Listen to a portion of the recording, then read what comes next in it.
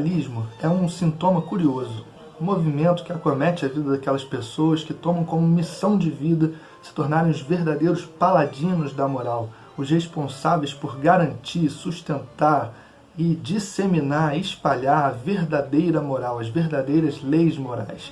E se colocam também como as responsáveis por fazer com que todos observem com a maior perfeição possível as maiores leis morais inscritas no universo, na vida, e que elas conhecem, e que elas sabem quais são, e que cabe a elas garantir que serão obedecidas, tanto por elas mesmas, quanto, principalmente, por todas as outras pessoas. Eu, particularmente, desconfio muito de todo moralismo, desde pelo menos que eu tive contato com a obra de um grande filósofo alemão chamado Nietzsche. Ainda lá na faculdade de História, lá na UERJ de São Gonçalo, num grupo de estudo que a gente fazia, eu tive acesso a uma obra dele chamada A Genealogia da Moral.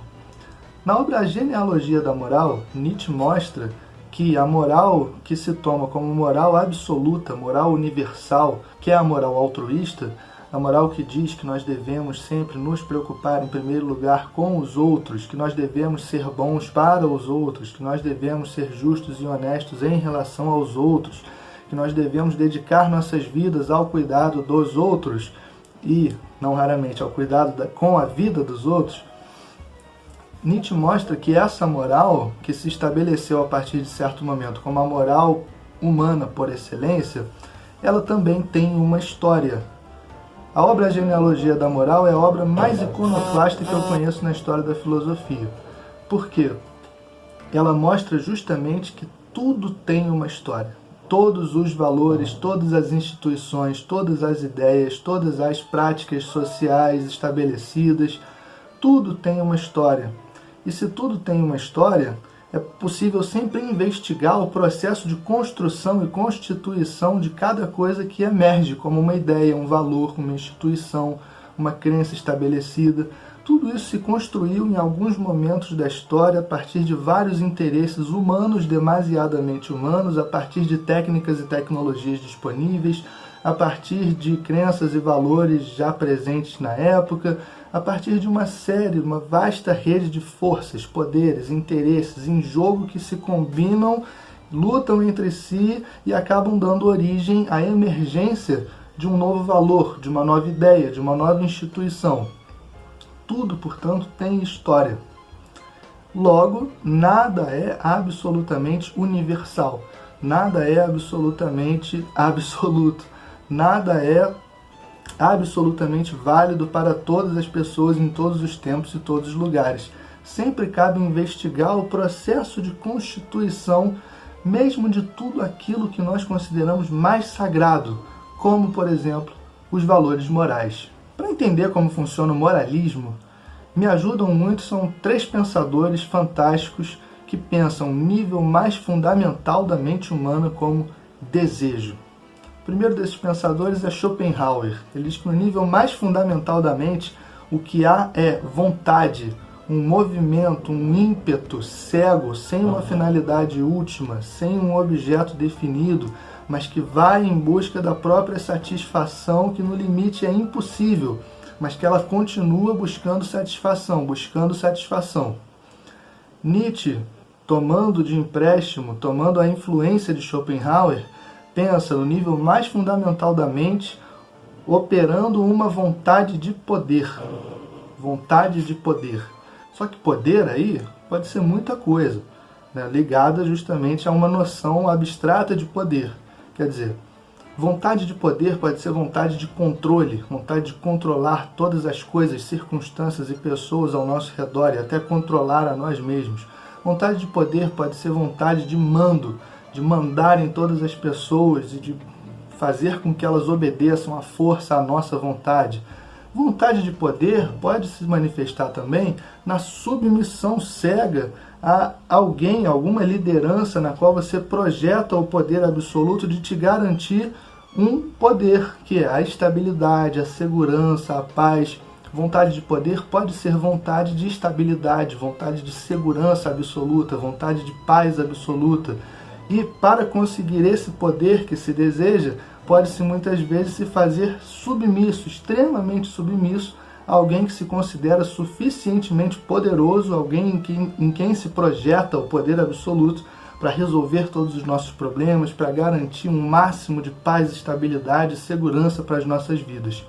Vontade de poder pode ser vontade de poder político, pode ser vontade de poder econômico, pode ser vontade de controle, mando, estabilidade, segurança, muita coisa. Mas o fato é que, no nível mais fundamental da mente, o que há é uma vontade, esse desejo de poder, de se satisfazer através do poder. E o terceiro pensador, que me ajuda a compreender o fenômeno do moralismo, é o Freud, Sigmund Freud. Porque para ele, justamente acolhendo a herança do pensamento de Schopenhauer e de Nietzsche, o que há no nível mais fundamental do aparelho psíquico são as pulsões sexuais e as pulsões de morte. Pulsões sexuais de gozo, de prazer, e pulsões de morte, de um tipo de gozo e prazer que passa pela agressividade, pela destrutividade, tanto voltada para fora, para os outros, quanto eventualmente voltada contra nós mesmos. Então, pulsões sexuais onívoras que buscam unicamente o prazer e o gozo, e pulsões de morte que se manifestam agressivamente e destrutivamente, tanto em relação ao mundo externo, às circunstâncias exteriores, às pessoas, às outras pessoas, quanto podem estar mesmo voltadas para nós. Vejam que nesse esquema, vontade de poder, pulsões, como forças desejantes, se a gente entende que o que há no nível mais fundamental da nossa mente são forças desejantes que buscam unicamente a própria satisfação, nós nos colocamos numa situação de entender que não há, a princípio, na mente, nenhuma marcação moral. Valores morais, quaisquer que sejam, quaisquer que se acredite que sejam os valores morais que devem ser respeitados e os que devem ser seguidos, eles não estão impressos na mente desde o princípio da vida, ou desde antes da vida. Mas a sociedade, em geral, opera como se os valores morais nos quais ela acredita, ou nos quais ela diz que acredita, e propagandeia e ensina as pessoas que vão chegando à sociedade, a sociedade e a gente, junto com a sociedade, tendemos a acreditar que os valores morais são universais, naturais, que estão impressos, inscritos desde sempre na natureza, no universo, na nossa consciência, no nosso coração, dentro de nós, acima de nós, num mundo além que se faz impor a nós pela vontade dos deuses e dos sacerdotes que representam esses deuses na Terra. Como se valores morais fossem algo absoluto, como se valores morais fossem algo universal, como se valores morais fossem algo natural, que se aplica a todos e que nós temos, portanto, o dever de seguir. Se valores morais são absolutos, universais, naturais, estão inscritos em nós, na natureza, ou acima de nós, em algum mundo além, então é nosso dever de seres humanos seguir esses valores morais. Mas quando nós entendemos que no nível mais fundamental da mente, o que há é uma força desejante, seja vontade de poder, ou vontade de prazer, e de prazer na destrutividade e na agressividade, inclusive, aí a gente começa a entender que o moralismo está fundado sobre um profundo desconhecimento em relação a nós mesmos, um profundo desconhecimento dos processos que funcionam e operam e movem e comovem nossas próprias mentes. E não um simples desconhecimento no sentido de uma ignorância, nós não conhecemos. É um desconhecimento ativo, um desejo mesmo de desconhecer, de não olhar para nós mesmos, de não fazer mesmo aquele exercício que a filosofia tomou para si desde a antiguidade, na figura de Sócrates, mas que estava impresso lá no templo do oráculo de Delfos, que é conhece-te a ti mesmo. Parece que nós temos um medo muito intenso de conhecer a nós mesmos e um desejo muito intenso de nos afastar do conhecimento de nós mesmos. O moralismo passa, em primeiro lugar, por um desejo muito forte de desconhecimento de si mesmo, de negação disso que se experimenta, porque afinal nós vivemos essas experiências pulsionais, essas experiências desejantes, essas experiências acompanhadas de fantasias que não tem nada a ver, muitas vezes, com a moral social estabelecida. O que a gente faz com essas experiências, com esses desejos, com essas fantasias? A gente nega eles? A gente finge que eles não existem? A gente trata eles como simplesmente errados? Então, o moralismo cultiva um desconhecimento do humano sobre si mesmo. E justamente por isso, se baseia inteiramente numa educação repressiva, numa educação pela repressão. Repressão de quê? Aí está o golpe de gênio do moralismo. Repressão justamente daqueles princípios mais básicos, mais fundamentais da mente humana. A repressão dos desejos, a repressão do desejo de poder, a repressão dos desejos sexuais, a repressão dos desejos agressivos e destrutivos. Uma educação humana baseada no desconhecimento e na repressão dos desejos mais básicos da mente humana acabam acarretando, gerando uma legião de pessoas frustradas que sofrem sem nem sequer poder desconfiar, saber por que sofrem. E que acabam fazendo do sentido de suas vidas a defesa dessa mesma moral que, imposta a elas como repressão, as faz sofrer tanto. Aí entram em jogo alguns mecanismos psíquicos que acabam fazendo sofrer essas próprias pessoas que se colocam como paladinos da moral, as pessoas à sua volta e a própria sociedade como um todo. Por exemplo, se o que há funcionando no nível mais fundamental da mente são pulsões, por um lado, sexuais, e pulsões sexuais sem uma marcação de saída sobre qual o sentido dessa sexualidade, né, pulsões que não são a princípio nem macho nem fêmea, nem tão dirigidas a princípio para uma relação suposta heterossexual pela sociedade, são pulsões onívoras, pulsões sexuais que ficam ali buscando prazer e gozo, de múltiplas e mais variadas formas imagináveis. Quando você tem uma educação baseada no desconhecimento de si mesmo e na repressão dessas múltiplas possibilidades de diversidade e diversão sexual que a pulsão fica exigindo, tendo uma educação toda baseada na repressão dessa diversificação e dessa diversão, dizendo, não, o seu desejo sexual é de uma mulher e ele só pode estar voltado para um homem e de preferência numa relação monogâmica de casamento que vai gerar reprodução humana. Ou então essa pulsão sexual que você sente, ela está enraizada num ser homem e, portanto, tem que estar voltada para uma mulher e tem que estar dentro de uma relação monogâmica, de um casamento que vai gerar filhos, etc, etc, etc. Isso é extremamente repressivo do ponto de vista de uma força que não tem nenhuma marcação de saída sobre quem ela é e o que ela quer ser. Ela é puro desejo de diversão sexual, né? O que acontece? Quando as pessoas que passaram por uma tal educação extremamente repressiva, moralista por si mesmas, elas mesmas, quando começam a se deparar com os anseios pulsionais em si mesmas, né, por uma diversificação dessa caretice que se fez em termos de educação sexual com elas entram em parafuso, elas não conseguem lidar com o fato de que, me ensinaram que o único normal, o único natural, o único possível, o único permitido era que a pulsão sexual se comportasse dessa forma. Agora eu sou obrigado a lidar com o fato de que ela fica aqui doida dentro de mim procurando um monte de coisa que não está inscrito nesse papel tradicional sexual no qual me inscreveram. E ela começa a observar na sociedade exemplos diversos de diversificações e diversões sociais que não cabem naquele padrão estrito no qual ela foi ensinada, para o qual ela foi reprimida e forçada a seguir. Aí qual é a estratégia psíquica? Ao invés de ficar com raiva da educação moralista repressiva e de ter de lidar com o fato de que os desejos diversos de diversão e diversificação sexual estão partindo dela própria, ela projeta essa diversificação e essa diversão sexual para um fora, para outros, e se coloca como uma paladina dessa mesma moral social, agora atuando na perseguição agressiva dos outros que eles sim, se divertem muito sexualmente.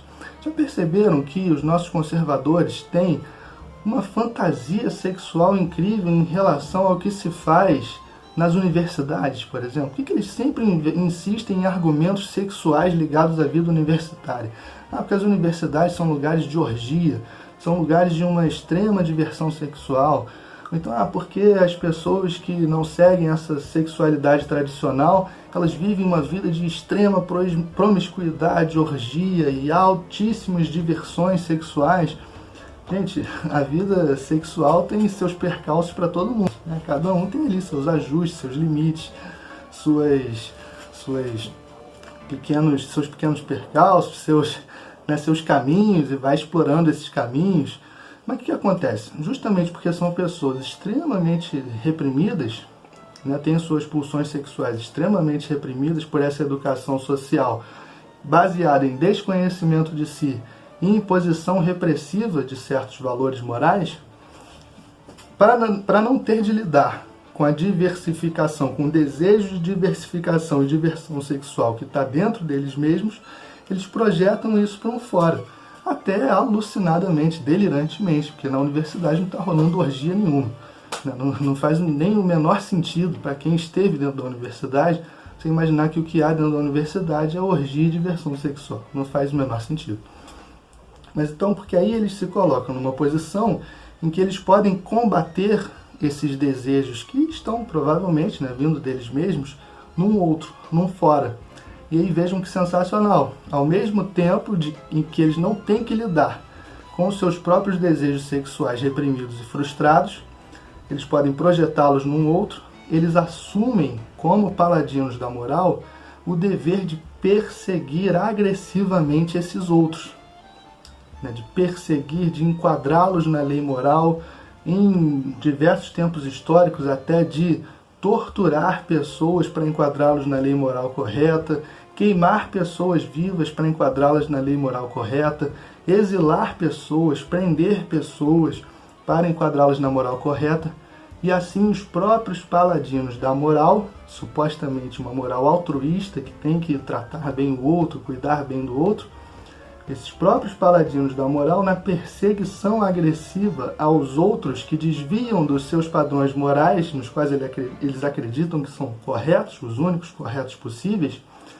dão vazão, acabam satisfazendo aquilo que Freud disse que também está funcionando no nível mais fundamental do aparelho psíquico, que são os desejos, as pulsões de morte, que são extremamente agressivas, extremamente destrutivas, e com uma educação baseada no desconhecimento de si, a gente aprende a fingir que não estão lá, e na projeção de um outro que é um subversivo, que ameaça a ordem social, que ameaça a nossa estabilidade, a nossa segurança, a gente passa a perseguir agressivamente esse outro como um bom paladino da moral, mais grave de tudo, com a verdade, a boa consciência e a justiça ao nosso lado, porque na perseguição a esse outro, que ele sim é imoral, a gente nunca é visto como um criminoso agressivo. Não, a gente é visto como um paladino da moral dos bons costumes, e mesmo assim, na perseguição agressiva do outro, acabamos satisfazendo os nossos próprios desejos agressivos e destrutivos, que a nossa própria lei moral, em geral, condena. Ou, nos termos de Nietzsche, em todo moralismo que já é sempre revestido com alguma hipocrisia, porque as mesmas sociedades que estabelecem como valores morais, isso aqui é o bem, isso aqui é o mal, ela mesma, essa mesma sociedade, frequentemente premia os comportamentos que ficam do lado do mal e pune os comportamentos que ficam do lado do bem, supostamente. A mesma sociedade que diz que não pode matar, que matar é mal, que está do lado do mal, ela vai premiar os soldados que forem à guerra e matarem em seu nome. Ela vai premiar suas próprias forças policiais quando essas matam uma série de pessoas que são consideradas, por alguma razão, perigosas ou subversivas, ou estão atentando contra a ordem moral dessa mesma sociedade. Mas o comportamento em si é moral ou imoral? Não, porque se ela própria pratica e premia o comportamento que ela coloca como imoral, ela mesma é imoral? A mesma sociedade prega na sua Constituição que todo mundo tem que ter direito à vida, à moradia, a condições básicas de vida e tal. E essa mesma sociedade não garante, por falta de vontade sociopolítica, não garante as condições mínimas de vida para a maior parte da sua população. Condenando muitas vezes essa mesma parcela da população por precariedade de condições de vida, a morte. Então, quer dizer, além de uma certa dose de hipocrisia que está sempre inscrita na moral estabelecida, há também no movimento dos paladinos da moral para estabelecer, fundar, forçar a sua moral sobre os outros, garantir que essa moral seja seguida à risca, há ali uma expressão da própria vontade de poder. A vontade de poder dos moralistas, que eles jamais dirão não, que é a vontade de poder deles, eles dirão apenas que estão ali cumprindo o seu papel de seres humanos ao lado do bem, da justiça e da verdade, enquanto perseguem agressivamente todos aqueles grupos que eles identificam como desviantes em relação aos padrões morais que eles próprios estabeleceram ou que eles próprios aprenderam a seguir como se fossem os únicos corretos, válidos, justos. O maior antídoto ao moralismo, esse moralismo nefasto, esse moralismo cruel, esse moralismo perverso, que é aí que está, né? O golpe de gênio do Nietzsche, do Freud, por exemplo. O Schopenhauer nem vai tão longe, mas assim, o Nietzsche e o Freud, eles mostram como o próprio moralismo, por mais que veicule os valores mais belos, mais sublimes, mais altruístas, ele próprio é um sistema, pelas razões que eu já enunciei, o próprio moralismo é um sistema de crueldade, o próprio moralismo é um sistema de perversidade, o próprio moralismo é um sistema de perseguição agressiva de pessoas. Portanto, assim, me parece que o maior antídoto ao moralismo é uma educação, pode ser uma autoeducação, um desejo de autoformação no sentido de conhecimento de si mesmo. O que é que se passa na minha cabeça? O que é que se passa na minha mente? O que é que se passa com o meu corpo? O que é que se passa comigo? O que é que se passa ao meu redor? O que é que se passa com as circunstâncias que me atravessam e me constituem? Um exercício interminável, talvez, de conhecimento de si mesmo, de enxergar e assumir aquilo que se passa no nível mais fundamental da nossa mente, enxergar e incluir e acolher as fantasias que se expressam mais frequentemente conosco e com a nossa mente, as fantasias que atravessam e se inscrevem no nosso corpo, e aprender, o aprendizado de uma vida, é claro, mas aprender na medida do possível a negociar, a arte da negociação, negociar com as nossas próprias fantasias, com os nossos próprios desejos, com as circunstâncias que nos atravessam e nos constituem, com a moral social estabelecida, é preciso negociar com ele a algum nível, senão ela vem agressivamente em cima da gente, com as pessoas ao nosso redor, uma grande arte da negociação, mas que não desconsidere a busca de conhecimento de si mesmo. É preciso buscar o autoconhecimento, no sentido mais profundo da palavra, no sentido mais profundo possível que essa palavra possa ter. É preciso buscar entender o que se passa conosco e assumir e acolher isso que se passa conosco. Assim, a gente não precisa de uma autoeducação repressiva.